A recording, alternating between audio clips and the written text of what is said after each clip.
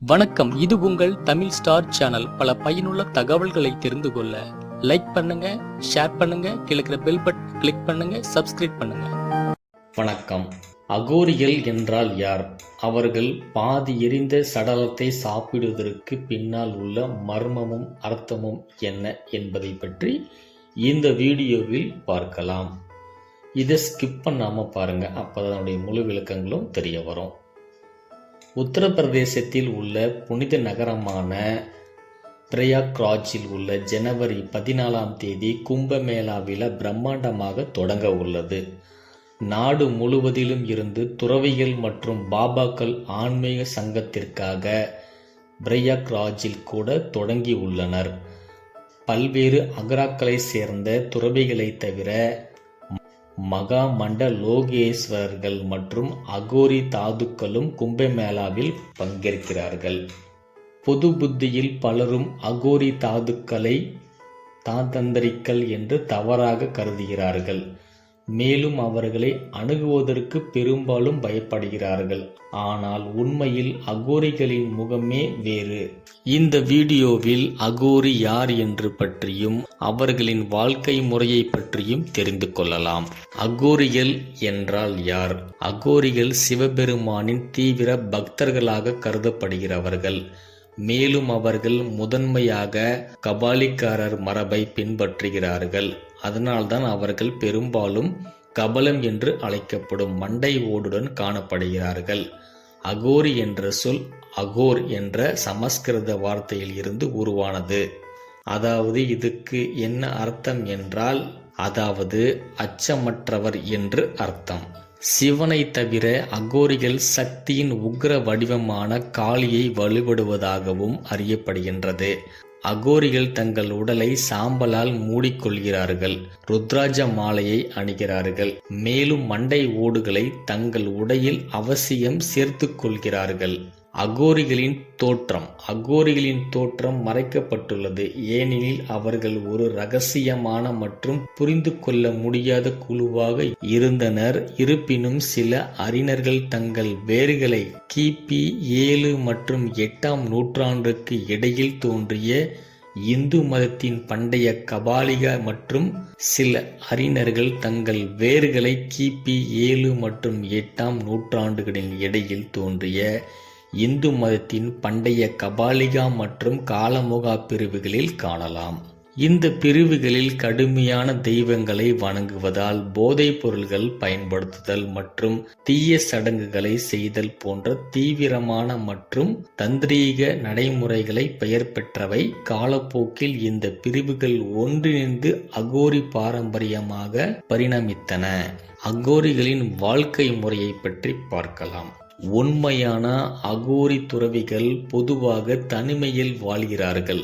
பொது இடங்களில் மிகவும் அரிதாகவே காணப்படுகிறார்கள். கும்பமேளா போன்ற மத நிகழ்வுகளின் போது மட்டுமே அவர்கள் பொதுவாக காணப்படுகிறார்கள்.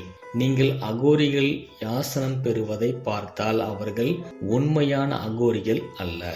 அகோரிகள் தகன மையானங்களில் அல்லது மனிதர்களின் அதிகம் நடமாட்டம் இல்லாத பகுதிகளில் வசிக்கிறார்கள்.